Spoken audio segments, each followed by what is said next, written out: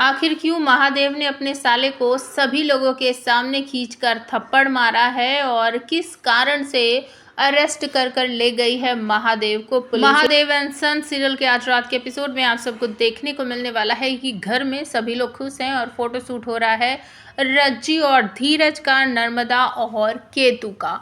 और मामा जी बता रहे हैं कि किस तरीके से आप लोगों को पोज देना है, इस तरीके से खड़ा होना है, उस तरीके से खड़ा होना है। और घर में किसी को भी कानो कान खबर नहीं है कि क्या हुआ है, कैसे हुआ है। इसी बीच रज्जी को बुलाने वाली है उसकी भानु माँ, क्योंकि भानु को पता चलता है कि उसकी भाभी जब अलमारी में अपने गहने देखने जाती है या नेकलेस वगैरह चेक करने जाती है तो पता चलता है कि सारे के सारे गहने गायब है, एक भी गहना अलमारी में है नहीं। और जब वो भानु को बताती है तो उसका भाई भी भड़क पड़ता है कि हमें तो यकीन ही नहीं हो रहा कि ये रज्जी भागी तो भागी, हमारे पुश्तैनी गहने भी लेकर भाग गई है। और जब वो रज्जी को बुलाकर उसे पूछताछ करेगी तो वो हाथ जोड़कर माफ़ी मांगेगी, कहेगी हमें माफ़ कर दो भानु माँ, ये सब अब प्लानिंग नहीं थी, हमने कोई गहना नहीं चुराया है, हम कुछ भी लेकर नहीं भागे हैं। वो कल्याण लेकर गया है, उसने हमें अपनी बातों में बहला फुसला लिया और हम भी पागल सारे गहने लेकर चले गए और उसी के पास है सारे गहने।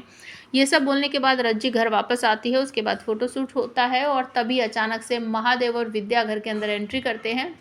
और मामा जी जो हैं बच्चों के साथ मजाक मस्ती कर रहे होते हैं कि अगर हमारी मेहरारू होती तो हम इस तरीके से गोद में लेकर पोज देकर फ़ोटो खींचते।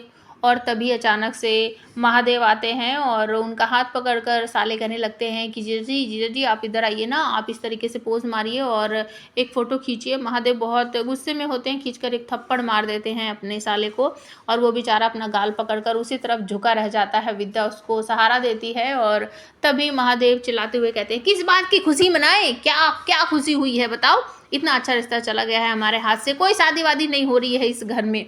तब घर वालों को पता चलता है कि जिस रिश्ते को देखने गए थे, पक्का करने गए थे, वो रिश्ता नहीं हो रहा है।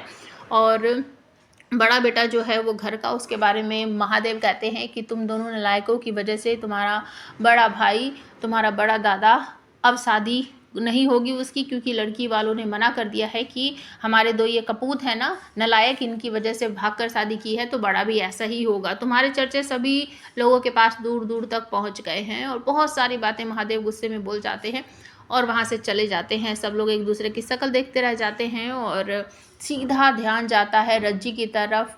धीरज का, वो कहता है कि ये सब कुछ तुमने किया है ना। रज्जी भागकर कमरे में चली जाती है, वो उसके पीछे पीछे जाता और कहता है ये सब कुछ तुमने किया है, हमें पता है तुम्हारी भानु माँ और ने वहाँ इतनी जल्दी कैसे पहुँच गई, उसको कैसे पता चला, और ये सब कुछ तुम्हारी लगाई बुझाई है ना। वो कहती है हमने कुछ नहीं किया है, हमारा फ़ोन चेक कर लो, हमने कोई कॉल वॉल नहीं किया है, देख लो देख लो। तो वो कहता है हमें पता है, अगर तुम बाज नहीं आई ना तो हम तुम्हारी भानु माँ को बोल देते हैं, या तो वो खुद ही हरिद्वार चले जाए, नहीं तो हम उससे लोटे में भरकर भेजेंगे। इस बात पर भड़क पड़ती है रज्जी की, बस बहुत हो गया, हम अपनी भानु माँ के खिलाफ एक शब्द नहीं सुनेंगे। और अपकमिंग एपिसोड में पुलिस कंप्लेन कर दी जाएगी। जानबूझकर भानु इल्ज़ाम लगाएगी महादेव पर कि उसके परिवार ने, महादेव ने हमारे घर के पुश्तैनी गहने चुराए हैं और पुलिस अरेस्ट कर ले जाती हुई आप सबको दिखाई देगी महादेव को।